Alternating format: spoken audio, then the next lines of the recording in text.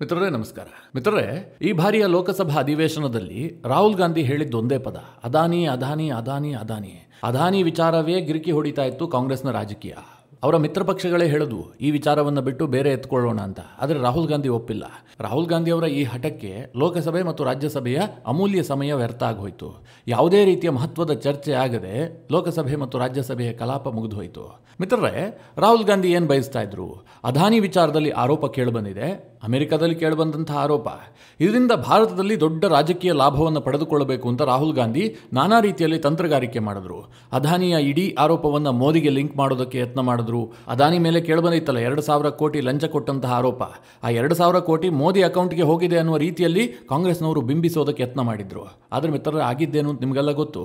ಕಾಂಗ್ರೆಸ್ ಮತ್ತು ಮಿತ್ರ ಪಕ್ಷಗಳು ಎಲ್ಲಿ ಅಧಿಕಾರದಲ್ಲಿ ಇದ್ವೋ ಆ ರಾಜ್ಯಗಳಲ್ಲಿ ಕೇಳಿ ಬಂದಂತಹ ಭ್ರಷ್ಟಾಚಾರದ ಆರೋಪ ಇದು. ಆದರೆ ಇದನ್ನು ಮೋದಿಗೆ ತಳುಕು ಹಾಕುವಂತಹ ಪ್ರಯತ್ನವನ್ನು ಕಾಂಗ್ರೆಸ್ನವರು ಮಾಡಿದ್ರು. ಮಿತ್ರರೇ, ಅದರಲ್ಲೇನು ದೊಡ್ಡ ಯಶಸ್ಸು ಸಿಕ್ಕಿದೆ ಅಂತ ನನಗನ್ಸೋದಿಲ್ಲ. ಇದರ ನಡುವೆ ಅಮೆರಿಕದಲ್ಲೊಂದು ದೊಡ್ಡ ಬೆಳವಣಿಗೆ ನಡೆದಿದೆ. ಹಾಗೆ ನೋಡೋಕೆ ಹೋದ್ರೆ ಭಾರತದ ಪಾಲಿಗೆ ಇದೇನು ದೊಡ್ಡ ಬೆಳವಣಿಗೆ ಅಲ್ಲ. ಅದಾನಿ ವಿಚಾರ ಇರಲಿಲ್ಲ ಅಂತಾದರೆ ಭಾರತದಲ್ಲಿ ಇದು ಸುದ್ದಿಯೇ ಆಗ್ತಾ ಇರಲಿಲ್ಲ. ಆದರೆ ಅದಾನಿ ಕೇಸ್ಗೆ ಸಂಬಂಧಪಟ್ಟಂತೆ ಇದು ಬಹಳ ದೊಡ್ಡ ಬೆಳವಣಿಗೆ.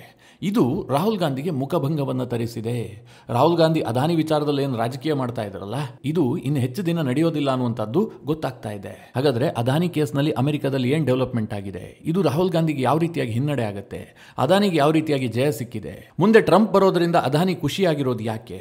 ಇದೆಲ್ಲದನ್ನು ಈ ವಿಡಿಯೋದಲ್ಲಿ ಸಂಕ್ಷಿಪ್ತವಾಗಿ ನಿಮಗೆ ತಿಳಿಸುವಂತಹ ಪ್ರಯತ್ನ ಮಾಡ್ತೀನಿ. ನೀವು ಈ ವಿಡಿಯೋನ ಕೊನೆವರೆಗೂ ಮಿಸ್ ಮಾಡದೆ ನೋಡಿ. ಮಿತ್ರರೇ, ಅದಾನಿಗೆ ಸಿಂಹ ಸ್ವಪ್ನವಾಗಿ ಕಾಡ್ತಾ ಇರುವಂಥದ್ದೇ ಅಮೆರಿಕ. ಅಮೆರಿಕದಿಂದ ಒಂದಾದ ಮೇಲೆ ಒಂದರಂತೆ ಅದಾನಿಗೆ ಥ್ರೆಟ್ ಎದುರಾಗ್ತಾ ಇದೆ. ಆರಂಭದಲ್ಲಿ ಹಿಂಡನ್ಬರ್ಗ್ ವರದಿ ಬಂತು, ಅದಾನಿ ಸಾಮ್ರಾಜ್ಯವೇ ಪತನವಾಗಿ ಹೋಗ್ಬಿಡ್ತು ಅಂತ ಕೆಲವರು ಮಾತನಾಡಿದ್ರು. ಯಾಕೆಂದರೆ ಷೇರುಗಳು ಪಾತಾಳವನ್ನು ಕಂಡಿದ್ವು. ಹಿಂಡನ್ಬರ್ಗ್ ರಿಪೋರ್ಟ್ ಕೊಟ್ಟಂತಹ ಆಘಾತದಿಂದ ಚೇತರಿಸಿಕೊಳ್ಳೋದಕ್ಕೆ ಅದಾನಿಗೆ ವರ್ಷವೇ ಬೇಕಾಯಿತು. ಅದಾಗ್ತಿದ್ದ ಹಾಗೆ ಮತ್ತೆ ಹಿಂಡನ್ಬರ್ಗ್ ಅಟ್ಯಾಕ್ ಮಾಡೋದಕ್ಕೆ ನೋಡ್ತು. ಆ ಬಾರಿ ಅಷ್ಟು ಯಶಸ್ಸು ಸಿಕ್ಕಿಲ್ಲ. ಆದರೆ ಪ್ರತಿ ಬಾರಿ ಹಿಂಡನ್ಬರ್ಗ್ ಅಟ್ಯಾಕ್ ಮಾಡಿದಂತಹ ಸಂದರ್ಭದಲ್ಲಿ ಭಾರತದಲ್ಲಿರುವಂತಹ ರಾಜಕೀಯ ಪಕ್ಷಗಳು, ಮುಖ್ಯವಾಗಿ ಕಾಂಗ್ರೆಸ್ ಮತ್ತು ಅದರ ಮಿತ್ರ ಪಕ್ಷಗಳು, ಅದಾನಿಯನ್ನ ಸಂಕಷ್ಟದಲ್ಲಿ ಸಿಲುಕಿಸಲು ಅನೇಕ ಪ್ರಯತ್ನವನ್ನ ಮಾಡಿದ್ದಾರೆ. ಇದೆಲ್ಲ ಆಯಿತು. ಅದಾನಿ ಕಂಪನಿಗಳು ಮತ್ತೆ ಚೇತರಿಸಿಕೊಳ್ತಾ ಇದ್ದಾವೆ ಎನ್ನುವ ಹೊತ್ತಿಗೆ ಅಮೆರಿಕ ಸರ್ಕಾರವೇ ಒಂದು ರೀತಿಯಲ್ಲಿ ಅದಾನಿ ಗ್ರೂಪ್ಗೆ ಗದಾಪ್ರಹಾರ ಮಾಡಿತು. ಅಮೆರಿಕದಲ್ಲಿ ಒಂದು ಕೇಸ್ ದಾಖಲಾಯಿತು. ಅದೇನು ಕೇಳಿದ್ರೆ, ಭಾರತದಲ್ಲಿ ವಿದ್ಯುತ್ ಖರೀದಿ ವಿಚಾರವಾಗಿ ಭಾರತದ ಕೆಲವು ರಾಜ್ಯಗಳ ಅಧಿಕಾರಿಗಳಿಗೆ ಅದಾನಿ ಲಂಚ ಕೊಟ್ಟಿದ್ದಾರೆ. ಮುಖ್ಯವಾಗಿ ಆಂಧ್ರ ಪ್ರದೇಶದ ಜಗನ್ಮೋಹನ್ ರೆಡ್ಡಿ ಸರ್ಕಾರ, ಛತ್ತೀಸ್ಗಢದ ಭೂಪೇಶ್ ಬಘೇಲ್ ಸರ್ಕಾರ, ತಮಿಳುನಾಡಿನ MK ಸ್ಟಾಲಿನ್ ಸರ್ಕಾರ, ಒಡಿಶಾದ ನವೀನ್ ಪಟ್ನಾಯಕ್ ಸರ್ಕಾರ, ಈ ಎಲ್ಲ ಸರ್ಕಾರಗಳ ಮೇಲೆ ಆರೋಪ ಕೇಳಿಬಂತು. ಈ ಸರ್ಕಾರಗಳಲ್ಲಿ ಅಧಿಕಾರಿಗಳು ಲಂಚವನ್ನು ಪಡೆದುಕೊಂಡು ಅದಾನಿಯಿಂದ ವಿದ್ಯುತ್ ಖರೀದಿ ಮಾಡಿದ್ದಾರೆ. ಹೀಗೊಂದು ಆರೋಪವನ್ನು ಅಮೆರಿಕದಲ್ಲಿ ಮಾಡಲಾಯಿತು. ಅಮೆರಿಕದಲ್ಲಿ ಯಾಕೆ ಆರೋಪ ಅಂತ ಹಿಂದೆ ನಿಮಗೆ ವಿವರಿಸಿದ್ದೆ. ಅಮೆರಿಕದಲ್ಲಿ ಅದಾನಿ ಫಂಡ್ ರೈಸ್ ಮಾಡಿದ್ರು. ಅಂದರೆ ಅಮೆರಿಕನ್ನರು ಅದಾನಿ ಕಂಪನಿಯಲ್ಲಿ ಇನ್ವೆಸ್ಟ್ ಮಾಡಿದ್ರು. ಹಾಗೆ ಇನ್ವೆಸ್ಟ್ ಆದ ಹಣವನ್ನು ಇಲ್ಲಿ ದುರ್ಬಳಕೆ ಮಾಡಿಕೊಂಡಿದ್ದಾರೆ, ಲಂಚ ಕೊಟ್ಟಿದ್ದಾರೆ, ಇಡೀ ಕಂಪನಿಯಲ್ಲಿ ದೊಡ್ಡ ಫ್ರಾಡ್ ನಡೆದಿದೆ ಅಂತ ಅಮೆರಿಕದಲ್ಲಿ ಹೂಡಿಕೆದಾರರ ಇಂಟ್ರೆಸ್ಟ್ ಮೇಲೆಗೆ ಕೇಸ್ ದಾಖಲಿಸಲಾಯಿತು. ಕೇಸ್ ಕೈಗೆತ್ತಿಕೊಳ್ಳಲಾಯಿತು. ಅದಾನಿ ಕೇಸ್ನ ವಿಚಾರಣೆಯನ್ನು ಕೂಡ ನಡೆಸೋದಕ್ಕೆ ಪ್ರಾರಂಭ ಆಯಿತು. ಮಿತ್ರರೇ, ಸಹಜವಾಗಿ ನಿಮಗೆ ಗೊತ್ತಲ್ಲ, ಎಲ್ಲಿ ಏನೇ ಆರೋಪ ಬರಲಿ ಅದರ ಸತ್ಯಾಸತ್ಯತೆಯನ್ನು ಅರ್ಥ ಮಾಡಿಕೊಳ್ಳದೆ ನಮ್ಮ ದೇಶದಲ್ಲಿ ರಾಜಕೀಯ ನಡೆಯುತ್ತೆ. ಅದು ಯಾವುದೇ ರಾಜಕೀಯ ಪಕ್ಷಗಳಾಗಿರಲಿ. ಅದರಿಂದ BJPಯೂ ಹೊರತಾಗಿಲ್ಲ, ಕಾಂಗ್ರೆಸ್ ಕೂಡ ಹೊರತಾಗಿಲ್ಲ, ಯಾವ ರಾಜಕೀಯ ಪಕ್ಷಗಳು ಕೂಡ ಹೊರತಾಗಿಲ್ಲ. ಅವರವರಿಗೆ ಲಾಭ ಆಗುತ್ತಾ, ಅವರ ಮೂಗಿನ ನೇರಕ್ಕಿದೆಯಾ, ಅದರ ವಿಚಾರವಾಗಿ ರಾಜಕೀಯ ಮಾಡ್ತಾರೆ. ಹೀಗೆ ಅದಾನಿ ಹೆಸರು ಕೇಳಿದಾಗ ತುಂಬ ಆ್ಯಕ್ಟಿವ್ ಆಗೋದು ಯಾರು? ರಾಹುಲ್ ಗಾಂಧಿ. ರಾಹುಲ್ ಗಾಂಧಿ ಬಹಳ ಖುಷಿ ಆಗ್ಬಿಡ್ತು. ಈ ಬಾರಿಯ ಸಂಸತ್ ಅಧಿವೇಶನಕ್ಕೆ ನಮಗೊಂದು ದೊಡ್ಡ ಸಬ್ಜೆಕ್ಟ್ ಸಿಕ್ತು. ಯಾಕೆಂದರೆ ರಾಹುಲ್ ಗಾಂಧಿ PhD ಮಾಡಿದಂತಹ ಸಬ್ಜೆಕ್ಟ್ಗಳಲ್ಲಿ ಈ ಅದಾನಿ ವಿಚಾರ ಕೂಡ ಒಂದು. ಹೀಗಾಗಿ ಅವರು ಸಹಜವಾಗಿ ನಿರರ್ಗಳವಾಗಿ ಅದಾನಿಯ ವಿಚಾರವಾಗಿ ಮಾತನಾಡ್ತಾರೆ. ಅದಕ್ಕೇನು ಸತ್ಯ ಇರಬೇಕು, ಅದಕ್ಕೆ ದಾಖಲೇಬೇಕು ಅಂತೇನಿಲ್ಲ. ರಾಹುಲ್ ಗಾಂಧಿ ಮಾತನಾಡ್ತಾರೆ, ಅವರಿಗೆ ಆ ಕೆಪಾಸಿಟಿ ಇದೆ. ಹೀಗಾಗಿ ಬಹಳ ಖುಷಿಯಾಗಿದ್ರು. ಸಂಸತ್ನ ಚಳಿಗಾಲದ ಅಧಿವೇಶನ ಆರಂಭವಾದ ತಕ್ಷಣ ರಾಹುಲ್ ಗಾಂಧಿ ಅದನ್ನು ರೈಸ್ ಮಾಡ್ತಾರೆ. ದೊಡ್ಡ ಮಟ್ಟದಲ್ಲಿ ಹಂಗಾಮ ಸೃಷ್ಟಿಯಾಗುತ್ತೆ. ಕೇಂದ್ರ ಸರ್ಕಾರ ಮತ್ತು ವಿಪಕ್ಷಗಳ ನಡುವೆ ವಾಗ್ಯುದ್ಧವೇ ನಡೆದು ಹೋಗುತ್ತೆ. ಸಂಸತ್ನ ಕಲಾಪ ಬಲಿಯಾಗುತ್ತೆ. ಇಷ್ಟೆಲ್ಲ ಆಗ್ತಿದ್ದ ಹಾಗೆ ಭಾರತದಲ್ಲಿ ಈ ರೀತಿಯಾಗಿ ಹಂಗಾಮ ಆಗ್ತಾ ಇದೆ. ಈಗಲೂ ಕೂಡ ಕಾಂಗ್ರೆಸ್ನವರು ಅದಾನಿ ವಿಚಾರದಲ್ಲಿ ಮೋದಿ ರಕ್ಷಣೆಗೆ ನಿಂತುಕೊಂಡಿದ್ದಾರೆ, ಅದಾನಿಯನ್ನು ರಕ್ಷಿಸ್ತಾ ಇದ್ದಾರೆ, ಅದಾನಿಯಿಂದ ಲಾಭ ಪಡೆದುಕೊಳ್ತಾ ಇದ್ದಾರೆ ಅಂತ ಈಗಲೂ ಕೂಡ ಹೇಳ್ತಾ ಇದ್ದಾರೆ. ಆದರೆ ಅಮೆರಿಕದಲ್ಲೇನಾಗಿದೆ ಗೊತ್ತಾ?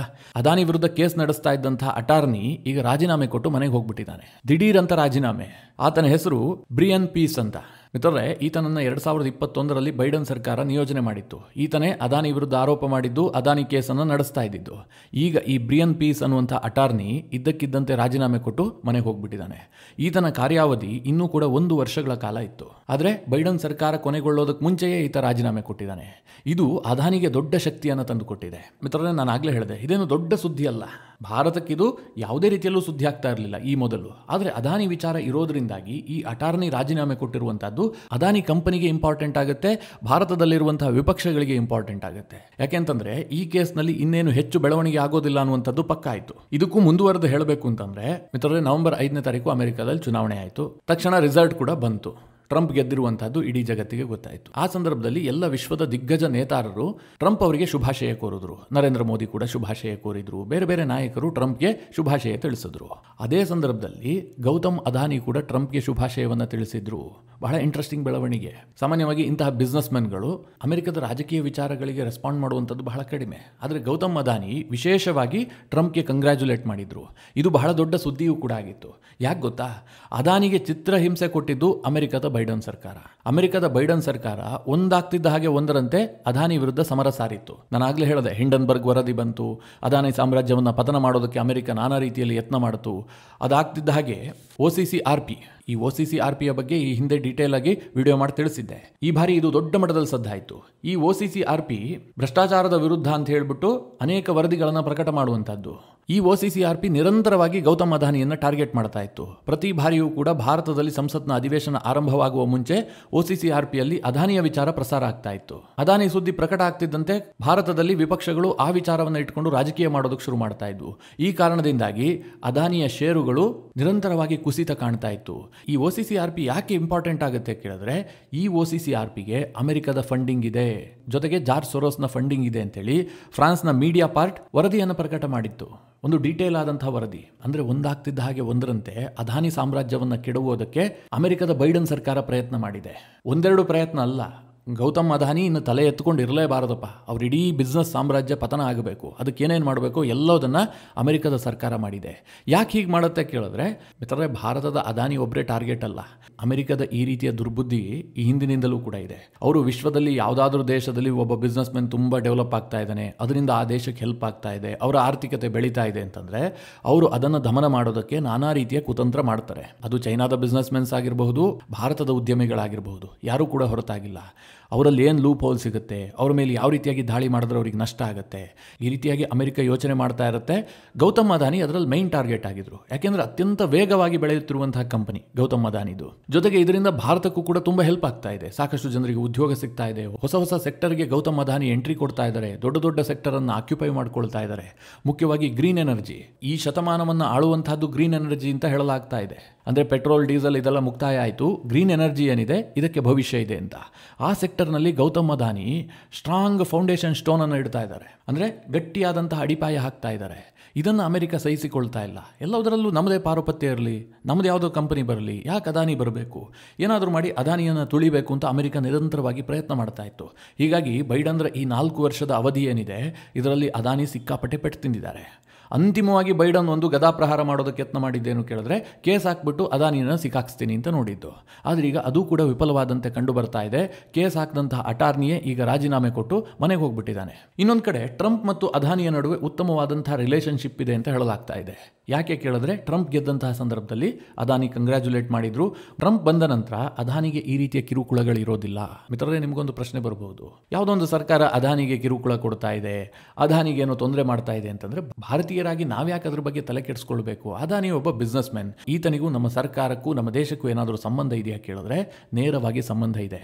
ಮಿತ್ರರೇ, ಒಬ್ಬ ಬಿಸ್ನೆಸ್ ಮೆನ್ ಆಗಿ ಮಾತ್ರ ಅದಾನಿಯನ್ನು ನೋಡಬೇಡಿ. ಅದಾನಿಯ ಬಿಸ್ನೆಸ್ ಎಂಪೈರ್ ಅಂತಂದ್ರೆ ಅದನ್ನು ನಂಬಿಕೊಂಡಂತಹ ಲಕ್ಷಾಂತರ ಜನ ಭಾರತದಲ್ಲಿದ್ದಾರೆ. ಅದಾನಿ ಕಂಪನಿಯಲ್ಲಿ ಹೂಡಿಕೆ ಮಾಡಿದಂತಹ ಲಕ್ಷಾಂತರ ಜನ ಶೇರ್ ಹೋಲ್ಡರ್ಸ್ ಇದ್ದಾರೆ. ಅದಾನಿಗೆ ನಷ್ಟ ಆಯಿತು ಅಂತಂದ್ರೆ ಯಾರಿಗೆ ನಷ್ಟ ಆಗುತ್ತೆ? ಭಾರತೀಯರಿಗೆ ನಷ್ಟ ಆಗುತ್ತೆ, ನಿಮಗೆ ನಷ್ಟ ಆಗುತ್ತೆ. ಅದಾನಿಯ ಎಲ್ಲ ಕಂಪನಿಗಳು ಮುಳುಗೋದ್ರೆ ಅಮೆರಿಕಕ್ಕೆ ಏನೂ ನಷ್ಟ ಆಗೋದಿಲ್ಲ, ಅವ್ರಿಗೆ ಲಾಭ ಆಗುತ್ತೆ. ಅಥವಾ ರಾಹುಲ್ ಗಾಂಧಿಗೆ ಏನೂ ನಷ್ಟ ಆಗೋದಿಲ್ಲ. ರಾಹುಲ್ ಗಾಂಧಿ ಈ ರೀತಿಯಾಗಿ ಆರೋಪ ಮಾಡ್ತಾ ಇದ್ದಾರೆ ಅಂತಂದ್ರೆ ರಾಹುಲ್ ಗಾಂಧಿಯ ಶೇರ್ಗಳೇನು ಅದಾನಿ ಕಂಪನಿಯಲ್ಲಿ ಇರೋದಿಲ್ಲ. ಯಾರೋ ಬಡಪಾಯಿ ಭೀಮಪ್ಪ ರಾಮಪ್ಪ ಸ್ವಲ್ಪ ಶೇರ್ಗಳನ್ನು ಅಲ್ಲಿ ಇನ್ವೆಸ್ಟ್ ಮಾಡಿರ್ತಾನೆ ಅಷ್ಟೇ, ಕಷ್ಟಪಟ್ಟು ದುಡಿದಿದ್ದನ್ನ. ಅವರಿಗೆ ನಷ್ಟ ಆಗುವಂಥದ್ದು. ಅಲ್ಲಿಗೆ ಅದಾನಿ ಕಂಪನಿ ಬೆಳೀತಾ ಇದೆ ಅಂತಂದ್ರೆ ಭಾರತದ ಎಕಾನಮಿಗೆ ಒಂದಲ್ಲ ಒಂದು ರೀತಿಯಲ್ಲಿ ಹೆಲ್ಪ್ ಆಗುತ್ತೆ. ಹೀಗಾಗಿ ಅಮೆರಿಕದಲ್ಲಿ ಅದಾನಿ ವಿರುದ್ಧ ಕೇಸ್ ಹಾಕಿದಂತಹ ಅಟಾರ್ನಿ ಏನು ರಾಜೀನಾಮೆ ಕೊಟ್ಟಿದ್ದಾನೆ, ಇದು ಅದಾನಿಗೆ ದೊಡ್ಡ ಶುಭ ಸುದ್ದಿ. ಆದರೆ ರಾಹುಲ್ ಗಾಂಧಿಗೆ ಬಹಳ ಬೇಸರದ ಸುದ್ದಿ. ಇನ್ನು ಹೆಚ್ಚು ದಿನ ಈ ಅದಾನಿ ವಿಚಾರದಲ್ಲಿ ರಾಜಕಾರಣ ಮಾಡೋದಕ್ಕೆ ರಾಹುಲ್ ಗಾಂಧಿಗೆ ಸಾಧ್ಯ ಆಗೋದಿಲ್ಲ. ಟ್ರಂಪ್ ಬಂದ ಬಳಿಕ ಅದಾನಿ ವಿಚಾರದಲ್ಲಿ ರಾಜಕೀಯ ಮಾಡೋದು ರಾಹುಲ್ ಗಾಂಧಿ ಕೈ ಬಿಟ್ಟು ಹೊಸ ವಿಚಾರವನ್ನು ಎತ್ಕೊಳ್ಬೇಕು. ಈಗಾಗಲೇ ಅಂಬೇಡ್ಕರ್ ವಿಚಾರ ಸಿಕ್ಕಿದೆ. ಅಮಿತ್ ಶಾ ವಿರುದ್ಧ ಗೂಬೆ ಕುರಿಸೋದಕ್ಕೆ ರಾಹುಲ್ ಗಾಂಧಿ ಒಂದು ದೊಡ್ಡ ಯತ್ನ ಮಾಡ್ತಾ ಇದ್ದಾರೆ. ಅವರ ಇಡೀ ಇಕೋ ಸಿಸ್ಟಮ್ ಈಗ ಆ್ಯಕ್ಟಿವ್ ಆಗಿದೆ. ಆದರೆ ಅದು ಕೂಡ ಹೆಚ್ಚು ದಿನ ನಡೆಯೋದಿಲ್ಲ ಅಂತ ನನಗನ್ಸುತ್ತೆ. ಯಾಕೆಂದರೆ ಜನರು ಬಹಳ ಬುದ್ಧಿವಂತರಿದ್ದಾರೆ. ನೀವು ಸೋಷಿಯಲ್ ಮೀಡಿಯಾದಲ್ಲಿ ಕಮೆಂಟ್ಗಳನ್ನು ಓದಿ. ಅಮಿತ್ ಶಾ ವಿರುದ್ಧ ರಾಹುಲ್ ಗಾಂಧಿ ರಾಜಕೀಯ ಮಾಡೋದಕ್ಕೆ ಹೊರಟಿದ್ದಾರಲ್ಲ, ಅದಕ್ಕೆ ಕಾಂಗ್ರೆಸ್ನ ಕೆಲವರೇ ಕಮೆಂಟ್ ಹಾಕ್ತಾ ಇದ್ದಾರೆ. ಕಾಂಗ್ರೆಸ್ನವರು ಈ ಚೀಪ್ ಪಾಲಿಟಿಕ್ಸನ್ನು ಬಿಟ್ಟು ಬೇರೆನಾದರೂ ಯೋಚಿಸಬೇಕು, ಇಲ್ಲದೆ ಹೋದರೆ ಇನ್ನಷ್ಟು ಕಾಲ BJPಯವರು ಇದರಿಂದ ಲಾಭ ಮಾಡಿಕೊಳ್ತಾರೆ ಅಂತ ಇದನ್ನು ಕಾಂಗ್ರೆಸ್ನವರೇ ಹೇಳೋದಕ್ಕೆ ಶುರು ಮಾಡಿದ್ದಾರೆ. ಅಂದರೆ ರಾಹುಲ್ ಗಾಂಧಿ ಬಿಡ್ತಾ ಇರುವಂಥ ಎಲ್ಲ ಅಸ್ತ್ರಗಳ ಬಗ್ಗೆ ಕಾಂಗ್ರೆಸ್ನವರಿಗೆ ಬೇಸರ ಶುರುವಾಗ್ಬಿಟ್ಟಿದೆ. ಮಿತ್ರರೇ, ಈ ಬೆಳವಣಿಗೆಯ ಬಗ್ಗೆ ನೀವೇನು ಹೇಳ್ತೀರಿ? ನಿಮ್ಮ ಅನಿಸಿಕೆ ಅಭಿಪ್ರಾಯವನ್ನು ಕಮೆಂಟ್ ಮಾಡುವ ಮೂಲಕ ನಮಗೆ ತಿಳಿಸಿ. ಹಾಗೆ ನಿಮಗೆ ಈ ವಿಡಿಯೋ ಇಷ್ಟವಾದರೆ ಲೈಕ್ ಮಾಡಿ. ಜೊತೆಗೆ ನೀವಿನ್ನೂ ನಿಮ್ಮ ನೆಚ್ಚಿನ ಸಂಸ್ಕಾರ ಸೌರಭ ಯೂಟ್ಯೂಬ್ ಚಾನಲ್ನ ಸಬ್ಸ್ಕ್ರೈಬ್ ಮಾಡಿಲ್ಲ ಅಂತಾದರೆ ಈ ಕೂಡಲೇ ಸಬ್ಸ್ಕ್ರೈಬ್ ಮಾಡಿ. ಮುಂದಿನ ಎಲ್ಲ ಅಪ್ಡೇಟ್ಗಳ ನೋಟಿಫಿಕೇಷನ್ಗಾಗಿ ಬೆಲ್ ಐಕಾನ್ ಒತ್ತಿ.